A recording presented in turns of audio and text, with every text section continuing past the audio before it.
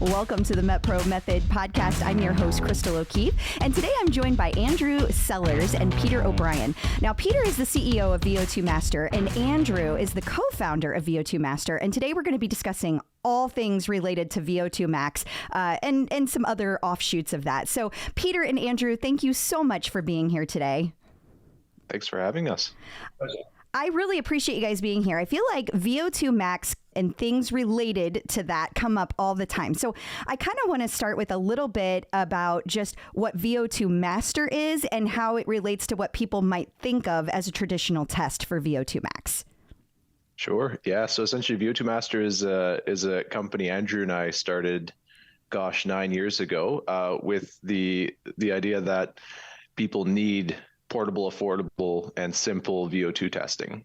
Because I think essentially everyone recognizes the value of VO2 max or resting metabolic rate to some capacity, and everyone's seen it on their Garmin watch and whatnot. But most people traditionally haven't had access to that kind of a metric. So we all kind of use it running and training, but we might be using more of an estimated number than an actual measure of individual physiology. So what does VO2 Master do that is different than like what people are thinking of as a traditional test? Like if you like put it into visual for people. Totally. So if the people out there who have done a traditional VO2 max test on a treadmill or a bike with the big hose, essentially we replaced the hose and that big lab cart that went beside it with this little mask. Oh, and look at that little guy. An entirely face-worn device. It's the same set of sensors you might find in a lab cart, but packaged much better.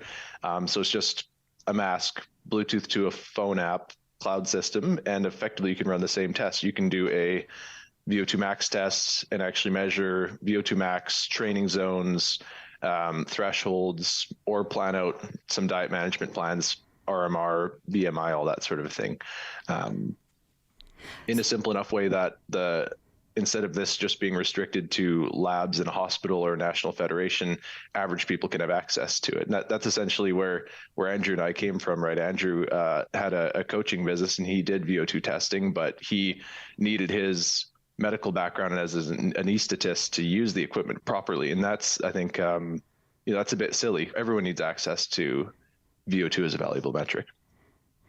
Yeah, absolutely. I agree with that. I have done a couple of different VO2 max tests. I've had a couple of different experiences. And I find that it is, first of all, a very difficult test. Like I feel, because I'm a really slow runner. So, man, they start amping up that treadmill speed and it's tough. It's really tough. But I also really enjoy the insight that comes from it. So for people who haven't had a chance to do that kind of test before, can you tell us what is the information there? Yeah, so maybe I'll take that one on, Peter. Go for it, Andrew. That's okay. So VO2 max testing is one aspect of collecting VO2 data. And I'm not convinced that it's the best use of our equipment, but it is a use. And so when you say a VO2 max test, what we're talking about is the amount of oxygen that the body is able to consume at maximum intensity. So the typical test, there's literally dozens of different documented ways of getting to that maximum, but most tests revolve around starting at a relatively slow, comfortable pace, either on a treadmill or on a bike or some way of measuring intensity. You can do it on an air bike or a rowing machine. It doesn't really matter. It depends on what sport you're doing and what you're training for. And then you gradually increase that intensity until the person reaches what they perceive as their maximum, or physiologically, you actually see a plateau in that oxygen consumption. And that's why it feels so hard every time you do it, is because they're trying to push you to your highest intensity that you can manage. And so it is a maximum effort test. And the number that comes out is how much oxygen per kilogram. Most people report it as milliliters per kilogram per minute. And that gives you numbers that you've heard if you've read any Men's Health magazine or fitness magazines, they'll report those. Some of the highest numbers are from famous athletes like Lance Armstrong, who notoriously cheated to get there, but had high VO2 max numbers even as a youth before he began his sort of road down cheating lane. And then as your comparison across different athletes from different fields, so you can actually test oxygen consumption on all those different devices, but it's traditionally been hard because of the limitations of the lab carts that were used with the big tubes and hoses and blocky things.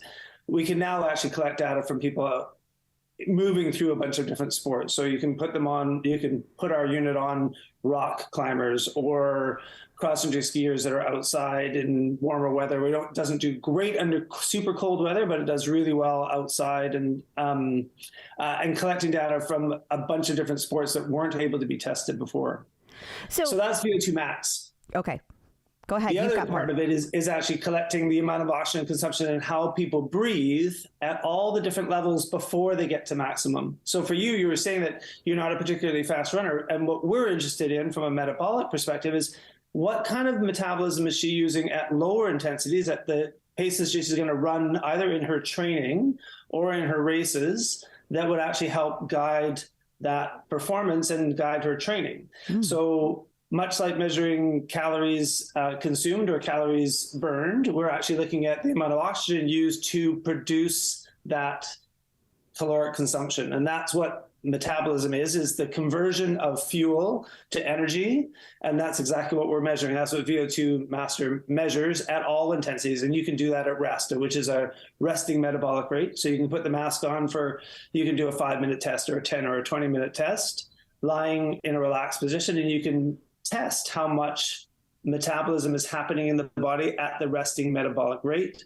And that gives you some indication of what kind of nutritional support you need just to get through life.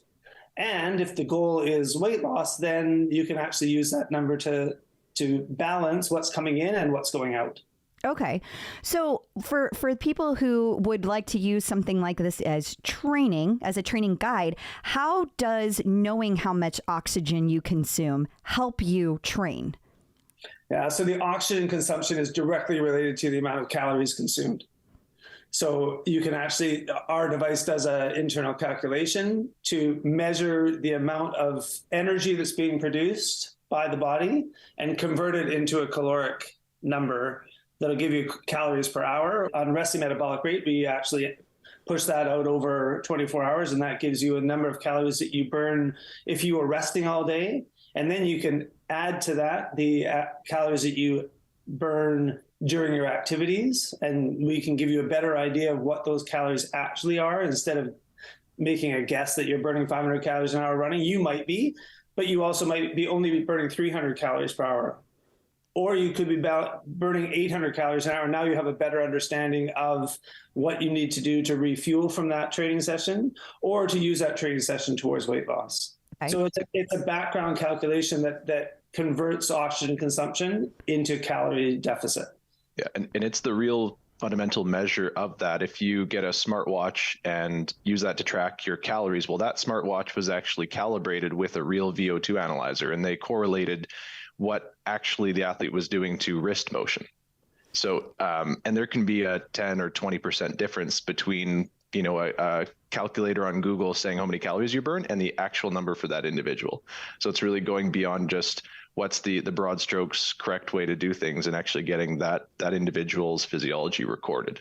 And then so if you do a resting metabolic rate test, that shows your snapshot today. Then say you tweak your diet, you change your lifestyle, your metabolism might change. You should retest. Okay. So I have so many questions. How often would a person want to retest, like in an optimal world? Ooh, that's a good. You're now talking about one of my favorite questions. And that is actually the background that Peter and I both came out of. Was when Peter came to me as a young athlete. He was a young teenager when I first met him, and he was training with a bunch of cyclists. And our whole method of training those athletes was to test them to see where they were at, then to try a training method, see if it worked, and then retest them and that helps us see if it's working. So the answer to your question is you should retest anytime you think you've made a change. So if you haven't changed what you're doing, then there's no real point in retesting because you shouldn't expect a difference. But if you have changed something, if you've changed your diet, or you've changed your exercise, or you've changed your sleep patterns, or you've done something to make a physical difference, then you can retest to see if it actually has made a difference to your metabolism. And in most cases, it can be 4 to 6 weeks. And so if you continue to make changes, so if you make those first changes in 6 weeks and you retest and there's no difference in your metabolism, then the changes that you've made aren't changing your metabolism. They might be changing your weight. They might be changing your ability to run faster. They might be changing other things, but they're not changing your metabolism.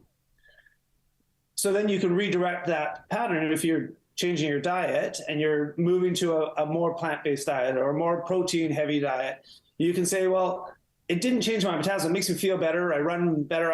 Everything else is working and I'm losing weight. Great, I'm meeting my goals, but I haven't actually changed my metabolism. If the goal is actually to change metabolism, then test it. Let's see if your resting metabolism is actually increasing, which would be a goal of any weight loss program, would be to increase your metabolism.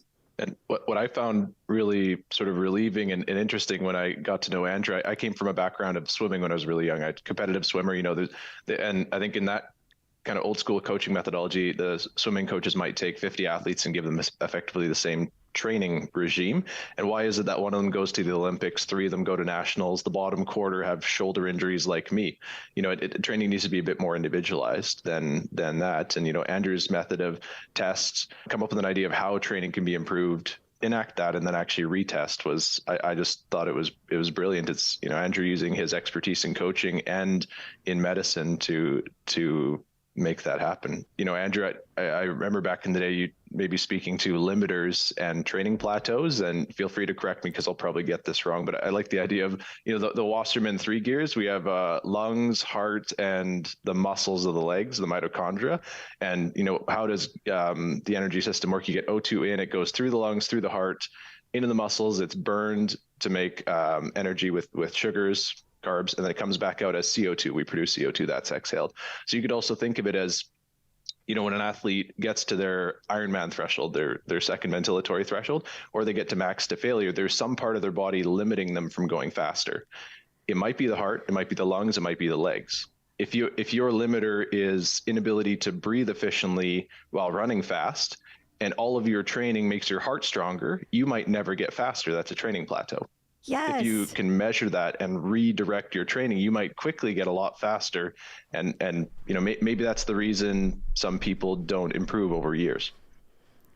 Well, I've got a lot. Right, Andrew? I have so much to say about that because I can't tell you how many times, myself included, I've talked to people who it's like, I want to get faster, but I do struggle to breathe. And it's like, it's a real, it is so hard for me to slow down my breath when I'm running hard. And I know that is important, but it's hard to do because it's not as easy as some people that comes naturally too. I am not one of those people. So now you're speaking my true love language because this all comes back to breathing, which is, again, you were asking before about VO2 max and the value of VO2 Master and measuring that. But the data from VO2 Master actually gives you real-time look at how you're breathing. So in order for us to calculate how much oxygen you're consuming, we have to measure how much you're breathing in, how much oxygen is being pulled out of that air that you breathe in versus how much you're breathing out. So our device measures every breath. It measures how big a breath you take and how fast you're breathing. And that combined number is called your ventilation. So your ventilation changes with your intensity. So at resting intensities, you're breathing somewhere between 6 and 10 breaths a minute and roughly about a half a liter, 500 milliliters per breath. And that calculates somewhere down in the sort of 4 to 6 liters per minute area. But that value can increase in well-trained athletes up to 100, 200, even 300 liters per minute. So you have this massive range of ability to be able to shift your respiratory response to exercise. And our device measures that. So you can see it in the app, right live, how fast you're breathing and how deep you're breathing. So now it can actually be changed from a testing tool, once you've measured how you're actually breathing and where your limitations are in your breathing in your different running paces. And you can use it to now look at how you're breathing when you're training. Wow. So it's one of the big values of VO2 testing that is not recorded in the literature. They have these millions of people that have been tested doing VO2 max tests, but very few people have actually looked at how those people breathed and what the different patterns they were breathing long before they get to max, because what happens at your maximum isn't all that interesting. You're at your maximum, you're never going to run like that.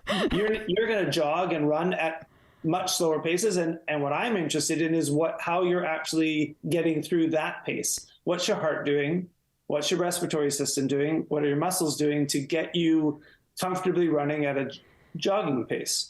Well, and so our device adds insight into the metabolism at that point and how you're breathing. And that's the hidden key, that because people haven't had access to a piece of equipment that does it easily, they don't use it. Yeah. But now we have athletes around the world that are actually looking at how they're breathing and having those same questions. Why am I breathing so fast? Why am I breathing so shallow?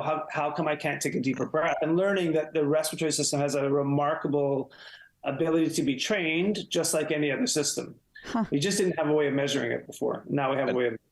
And there's remarkable differences between, some people practice yoga breathing at rest, and that's completely different than running full tilt, arm swinging, opposing to legs, engaging the core, and trying to breathe deeply. It's such a different environment use case. Yeah. And I guess you really can't drag a cart with you with that hose on it. So I can see why that would be tough to do. It's actually still considered the gold standard, which is baffling. It's still considered the gold standard. It's called the Douglas bag. The original VO2 test was a cyclist running with a big air bladder, collecting the air from the runner through a hose into an air, and then analyzing the gas at the end of the run. Huh. That was the original, and that's still considered the gold standard. Well, it's fascinating.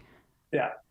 Okay, so you guys have these ventilatory thresholds, which I've never heard anybody talk about. So tell me about the thresholds 1 and 2. What does that mean? So anybody who's used a heart rate monitor before has seen that when they're walking, they have a low, with the resting, they have a low heart rate. As they start walking, their heart rate increases, and it increases linearly the faster you go. So if you go from 4 miles per hour to 5 miles per hour, your heart rate increases 15 beats. When you go from 5 miles to 6 miles an hour, it'll go up another 15 beats. So it creates a straight line on a graph. The respiratory system doesn't do that. It tends to go up in steps. So you'll keep a respiratory pattern that feels comfortable for a number of intensities until you reach a level that your body is stimulated to breathe faster. And that stimulus comes from excess carbon dioxide. So the building up of carbon dioxide in the system that comes with metabolism. So as you burn fuels, you create byproducts, and the two byproducts that are created from the consumption of sugars and the consumption of fats is water and carbon dioxide.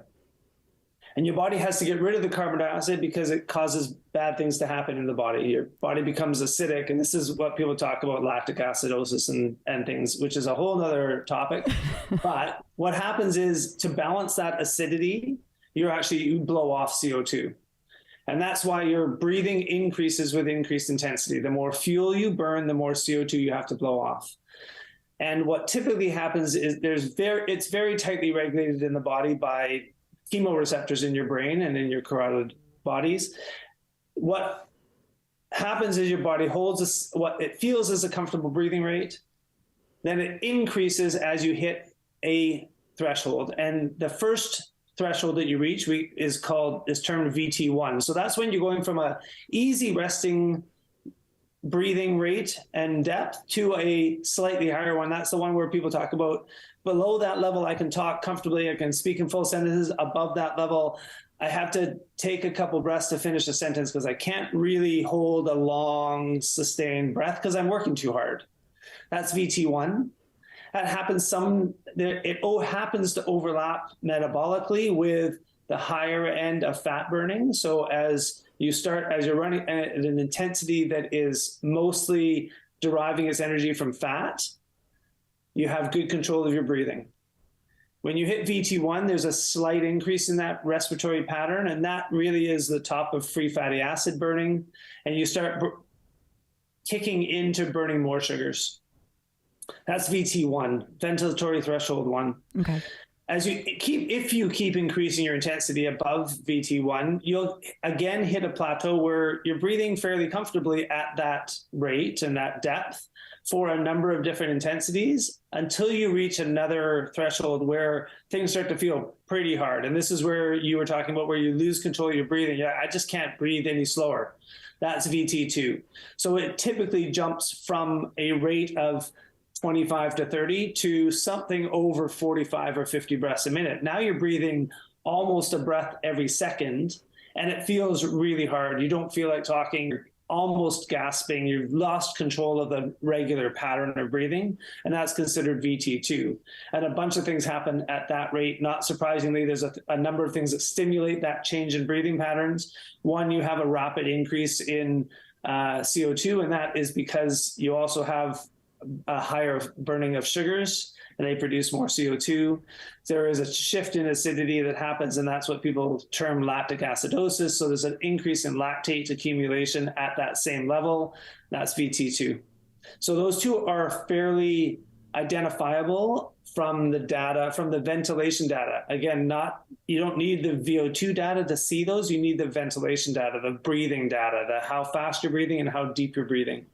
And everybody will go through those two patterns if you increase their intensity. So if you do a step test like you did when you did a VO2 max test, you would have gone through those two zones before you got to your maximum. And you would have been able to feel it if during the test we had talked about how are you feeling with your breathing, like, oh, this actually feels really easy. That's below VT1. This feels sustainable, moderate. That's above VT1, but below VT2. You'll have a number of different steps where you're like, yeah, it's getting harder, but I still feel like I'm in good control. I can still talk to you. We're still manageable. We're below a threshold. And then you get above that and you're like, yeah, I couldn't do this for much longer. I'm really having a hard time breathing now. That's above VT2.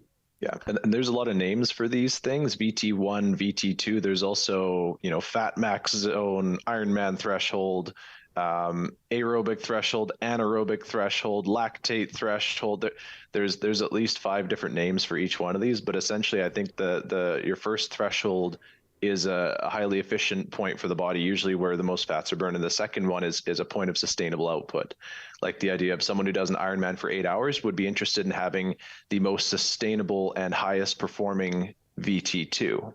And that comes back to, VO2 max for an Ironman athlete really doesn't matter because they're just interested in how much they can sustain for 8 hours, not how much they can max out at for 4 or 5 minutes. And so to that point, these different thresholds, different values could have differing indicators for different people. So like if you have a person that's really focused on, I want to lose weight, that they might be focused on a different number than somebody who's like, I want to run a marathon and be the most efficient at it. VT1 is going to be their goal, is going to be their golden ticket if their exercise is focused on weight loss. Okay. Absolutely. It will be the most efficient use of them, and will provide them the best intensity that reduces their risk for injury and everything else. Everything higher than that is almost wasted on those people, unless they're trying to stimulate a different system to increase their VT1. So they're trying to train something differently just to improve their VT1. And that's for weight loss, VT1 is going to be a golden ticket. And that's, I think, a good descriptor of what kind of report VO2 Master makes too. Say like a smartwatch will estimate someone's training zones. If you actually measure your 2 thresholds, the training zone should align with those. So you know exactly where to train for that fat max zone instead of taking the average that came from a big regression model from the whole population. People's zone or thresholds do shift significantly between individuals. Yeah. So just quickly on that, I don't want to get into a deep rabbit hole because I could go way down there. But when it comes to like Apple Watches or Garmin's or any of the things that estimate your VO2 max, they are in fact just an estimate. Like you use 2 different products, you can get wildly different results, correct?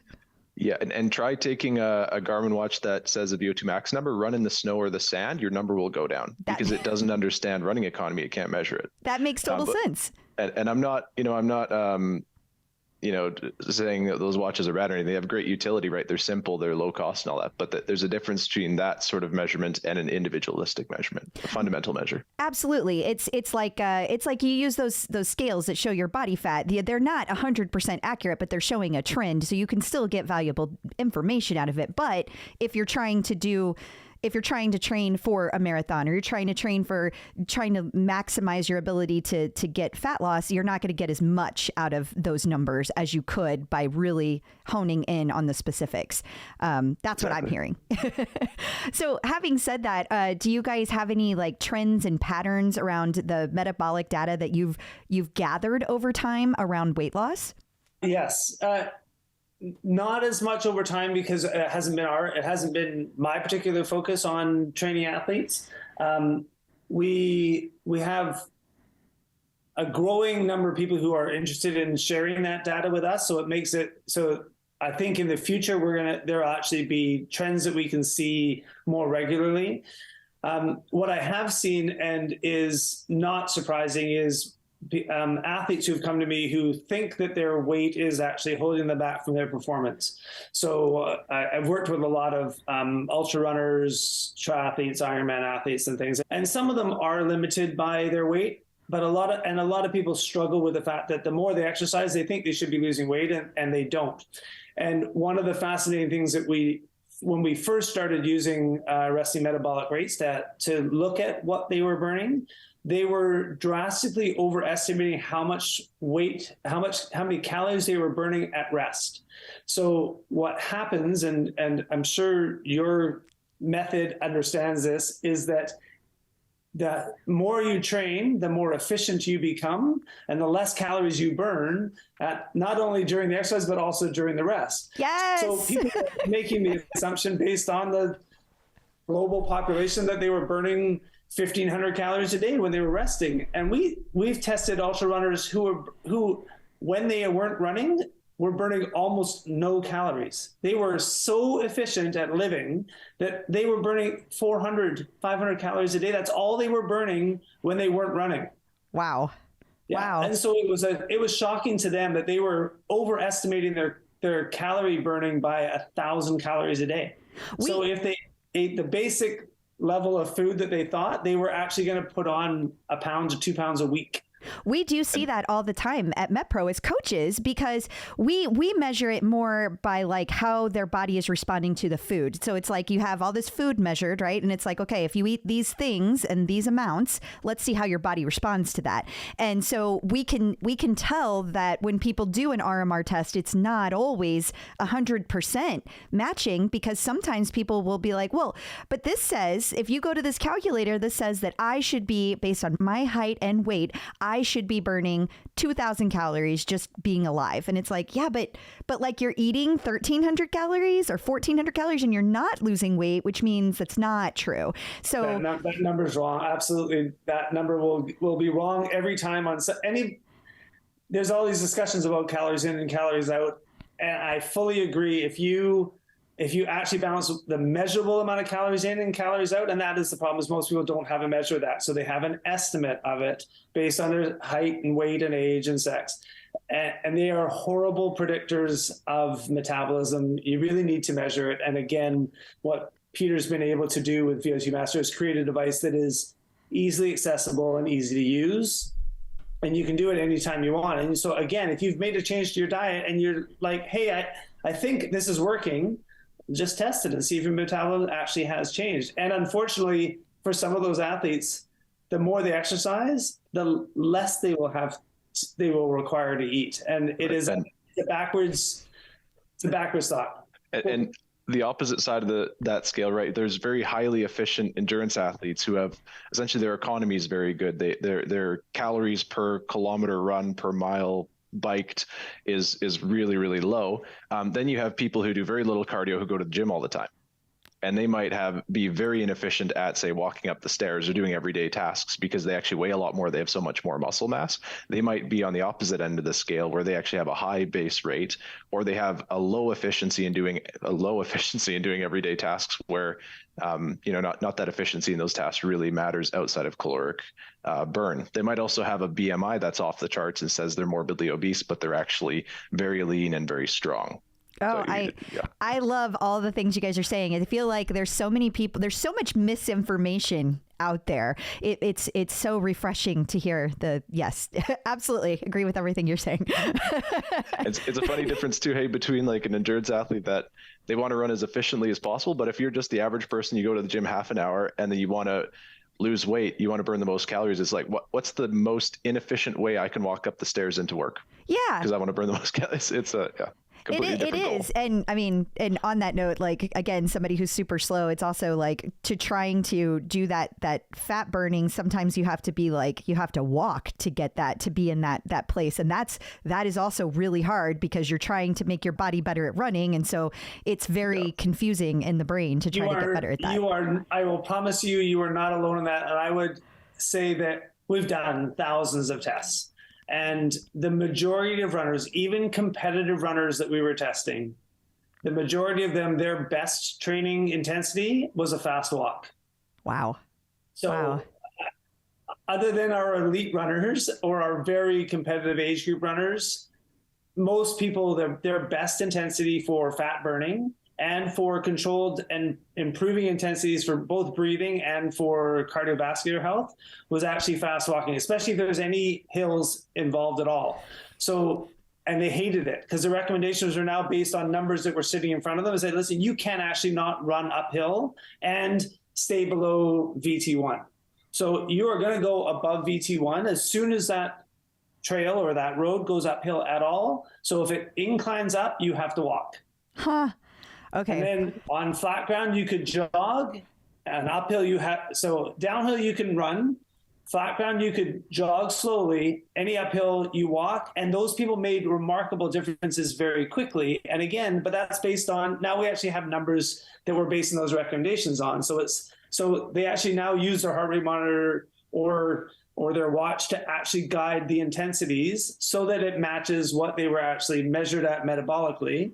And then those people come back 6 weeks and they actually have made a significant difference in their metabolism. And that is so key because if you don't know how much time you should be spending doing that walking, then you're kind of guessing. You're just like, well, I'm supposed to do this, but you don't know how long or how many times a week you should do it. And what most people do is they will not use their watch to the bill's effect. So they'll be recording all that data. And there's a ton of data from that run session, but they haven't used it during the run. They look at it afterwards and they go, yeah, I averaged a heart rate of 130 and I ran 4 miles. Like, okay, what did you actually do in that 4 miles? Well, your heart rate went to 150 every time it went up the hill. It went down to 115 every time you went downhill. And you were perfect average 130.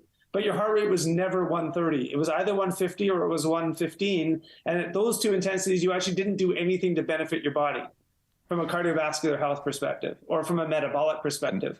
And that's good news too, because if you slow down your training, especially for amateur runners, you have much lower risk of joint injury as well, because the force on the joints goes up exponentially as one runs. You don't actually need to do that. And almost anyone can walk up a steep hill. You just might have to start shuffling your feet like this, right? But you can actually stay at your first threshold.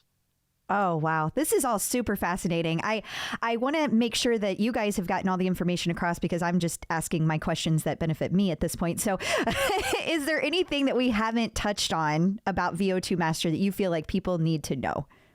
I think we touched on a couple of things. The first one is that most people associate VO2 with max testing, and that is one very small component of what the device can do. The other ones you talked about with the ventilatory thresholds, which from a training perspective are really valuable, especially in weight loss and weight management.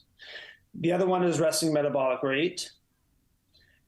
In that sort of package of weight loss and understanding what the body is doing. And then the last piece of that is all the ventilation data. So how a person breathes through all of the range of intensities, right from rest all the way up to maximum. The other piece that VO2 Master does is it incorporates a number of other devices and pulls data. So this is actually how Peter first got involved with me. Is he was a computer geek kid, and he had the ability to help us analyze the data. And we were pulling data from heart rate monitors and new straps that actually allowed people to measure how they were breathing, called a bioharness. And we had a laptop VO2 monitor, but we had all this data that we were trying to look at for a single athlete, and we had no way of actually seeing the data. So Peter actually created a software that allowed us to dump all the data into it and come up with some sort of visual of the graphs that were created from all those different devices. When we started talking about, well, how could we make this better? Because this is crazy. We want to do this for a lot of people, and it's just too cumbersome. That's where the idea of VO2 Master came from. And so the first thing we did once Peter had a working prototype was to start collecting data from this prototype, but also from heart rate monitors. And now there's new equipment called Moxie monitors, which actually measure the amount of oxygen consumed at a local level. So now we have VO2 Master, which collects data from how much oxygen is being used by the whole body, and a portable device that also pulls data from how an actual muscle works in a single location, so in the legs or in the arms. And so that's called the one that's most commonly used is called a Moxie monitor. That was the first device we actually incorporated data to be able to collect data into our app.